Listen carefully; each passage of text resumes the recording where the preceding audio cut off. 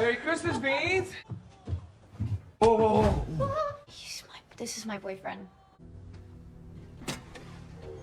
Shouldn't have to run from the ghost of my past anymore. I'm gonna get us out of this, I promise. We gotta take the fight to Finn. Come on, I got a special ride for you. I say no to that plan. Me too. Me three. Me four.